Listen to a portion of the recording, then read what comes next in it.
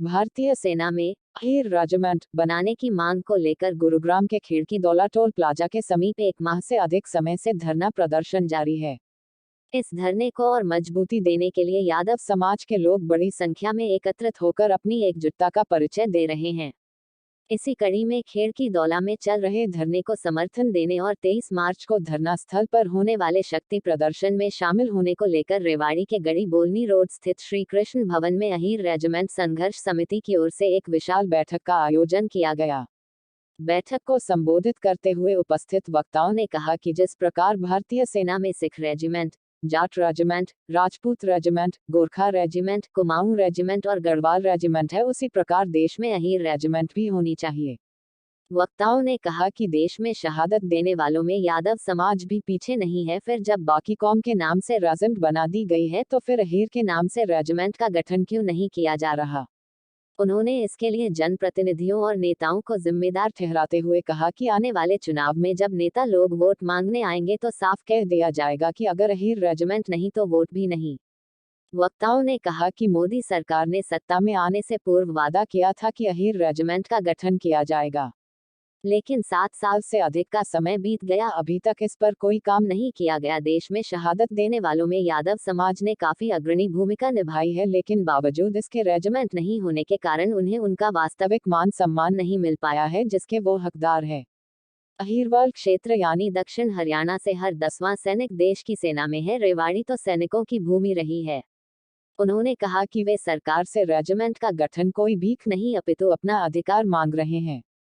उल्लेखनीय है कि देश भर में अहीर रेजिमेंट बनाने की मांग काफी समय से चली आ रही है और हर बार चुनाव में इसे मुद्दा भी बनाया जाता है, लेकिन सत्ता पर काबिज होने के बाद उसे भुला दिया जाता है। ऐसे में अहीर रेजिमेंट के गठन की मांग को लेकर गुरुग्राम के खिड़की दौला टोल प्लाजा पर 4 फरवरी से अहीर रेजिमेंट बनाओ संघर्ष समिति की ओर से धरना प्रदर्शन जारी है। 23 मार्च को समिति की ओर से सरकार को जगाने के लिए एक बड़ा शक्ति प्रदर्शन किया जाएगा, जिसमें देश भर से लोग शामिल होंगे। उसी को लेकर रेवाड़ी के यादव भवन में रविवार को अहीर संघर्ष समिति की ओर से बैठक आयोजित की गई, जिसमें अधिक से अधिक संख्या में 23 मार्च को गुरुग्राम के खिड़की दौला टोल प्लाजा स्थित धरना स्थल पर पहुंचने का आह्वान किया गया। की मांग पूरे अहीरवाली नहीं, पूरे देश में जो यदुवंश का एक समाज है, जो सबसे बड़ा आबादी के हिसाब से समाज है, उसके स्वाभिमान की लड़ाई और अहीर रेजिमेंट की जो मांग है वो एक ऐतिहासिक ज़रूरत है। और अहीर रेजिमेंट का नहीं होना एक ऐसी कौम के साथ दगाबाजी है जिसने अंग्रेज़ों के खिलाफ भी हमेशा जो है एक संघर्ष जारी रखा और आज़ादी के बाद भी सबसे ज़्यादा कुर्बानियाँ अहीर समाज ने दी।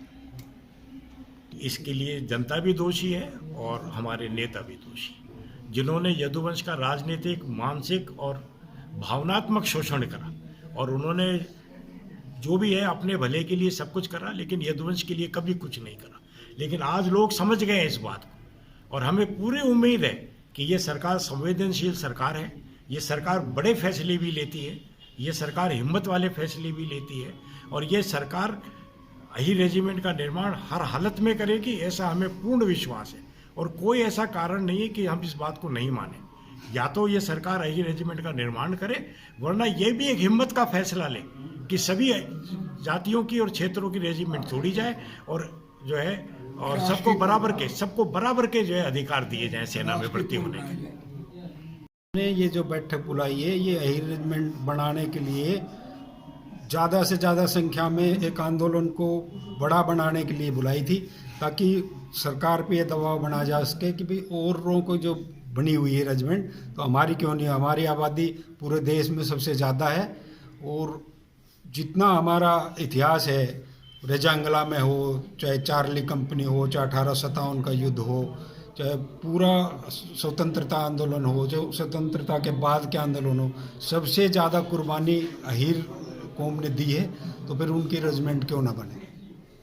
आज जो बैठक बुलाई, इसमें 23 मार्च को हम बहुत बड़ा एक आंदोलन करने जा रहे हैं। वहाँ बहुत ज़्यादा संख्या में लोग पहुँचे, ताकि सरकार को ये पता लगे कि भाई अहीरों की डिमांड जो है वो अब आंदोलन का रूप ले चुकी है और इसको बनाना ही उचित होगा, ऐसा सरकार पे दबाव बनेगा। हम लाखों की संख्या में पहुँचेंगे। यही कहूँगा कि सबसे पहले तो ये प्रोग्राम जो शुरू हुआ है यही इस बात का एक प्रतीक है कि अब यादव कौम जाग रही है। देश का सबसे बड़ा समाज यादव समाज है और उसी के साथ सबसे ज़्यादा भेदभाव हो रहा है। लोकतंत्र में सबसे बड़े समाज के साथ ये भेदभाव कब तक चलेगा? ये तो नहीं चल सकता, नहीं तो लोकतंत्र भी नहीं रहेगा। फिर ये जो नारा अब चल रहा है 24 के अंदर, ये महत्वपूर्ण नारा बनेगा हमारा कि या तो अहीर रेजिमेंट भी जोड़ो और नहीं तो बाकी सबकी तोड़ो। बस मैं और ज़्यादा कुछ नहीं कहना चाहता इसके ऊपर। ये जो हमारा मूवमेंट चल रहा है ये सफल होगा और हमें कामयाबी मिलेगी, क्योंकि लोकतंत्र के अंदर जब भी बड़ा मूवमेंट हो जाता है, सारा समाज जुड़ जाता है, तो उसको कामयाबी अवश्य मिलेगी। बात रही कानून की, कानून तो बदलते रहते हैं। संविधान नहीं था 1950 से पहले, संविधान लागू हो गया, उसमें भी कई संशोधन हुए हैं। तो ये बात जो है ना, जो यादव समाज उठा रहा है कि ही रेजिमेंट बनाओ, ये क्यों नहीं बन सकती? केवल इसके लिए टाल मटोल किया जा रहा है और जब मूवमेंट बड़ा हो जाएगा तो ये रेजिमेंट बनकर रहेगी, मुझे पूरा विश्वास है। अहीर रेजिमेंट के बारे में ये कहना चाहूँगा, अहीर रेजिमेंट एक राष्ट्रीय मांग है, एक संवैधानिक मांग है, एक लोकतांत्रिक मांग है। डेमोक्रेसी का मौलिक सिद्धांत है बहुमत का राज, न कि अल्पमत का राज। आज हमारे देश में अल्पमत का राज है, बहुमत का राज नहीं है। अब ये उतार चढ़ाव दुनिया में आते रहे, राजनीतिक उतार चढ़ाव भी, आर्थिक उतार चढ़ाव भी, सामाजिक उतार चढ़ाव भी दुनिया में आते रहे।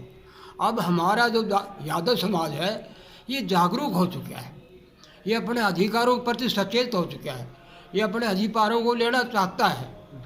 लोकतंत्र में चुनाव के समय सरकार को बहुमत की अपेक्षा नहीं कर सकते, बहुमत की अनदेखी नहीं कर सकते। अब यादव समाज का 24 में एक ही मुद्दा होगा, एक ही नारा होगा, एक ही मोटो होगा। यादव समाज को वोट कौन पाएगा? जो अहीर रेजिमेंट बढ़ाएगा। जिस कौम का बलिदान हो, जिस कौम के सैनिकों की संख्या हो, जिस कौम के कुर्बानी का इतिहास हो, वो उठाए बात। उनको वंचित कैसे किया जा सकता है? लेकिन अहीरों का इतिहास तो 100 साल से भी ज़्यादा पुराना है। जब से भारतीय सेना का इतिहास है तब से अहीरों का इतिहास है। तो अंग्रेज़ों ने अगर एक किसी कौम को साथ सौतेला व्यवहार करा तो ये सरकार थोड़ी कर सकती। ये कोई मांग नहीं है, हमारे तो सबकी तोड़ो, वरना अहीरों की भी जो। कुमाऊं रेजिमेंट जो है, कुमाऊनी जो है 1918 से पहले भारतीय सेना में नहीं थी, और जो अहीर थे वो 1892 से भारतीय सेना में थे। और कुमाऊनियों ने 1940 में अंग्रेज़ों का साथ दिया। जो सिंगापुर में विद्रोह हुआ था वो जनरल थिमैया के किताब में लिखा हुआ है, और उसी लिए अंग्रेज़ों ने खुश होकर कुमाऊं रेजिमेंट का निर्माण करा और अहीरों को जो है कुमाऊनियों के नीचे रखा। और वो जो अंग्रेज़ों का डिसीजन था वो आज तक उसी हिसाब से चला आ रहा है। आप ये देखिए कि 20 करोड़ अहीरों के लिए तो 25% जगह कुमाऊं रेजिमेंट में, और 15 लाख कुमाऊनियों के लिए 75% जगह कुमाऊं रेजिमेंट में। ये कौन सा न्याय है? जो कुमाऊनी जो है 1918 के बाद फौज में भर्ती होना शुरू हुए। 1918 से पहले तो 1922 से पहले तो कुमाऊं रेजिमेंट का कुमाऊनी एक भी फौज में नहीं था, और अहीर तो 1892 से थे। और आज जो है अहीर बेचारे 25% है। जो अंग्रेज़ों ने सजा दी थी वो आज तक चली आ रही है।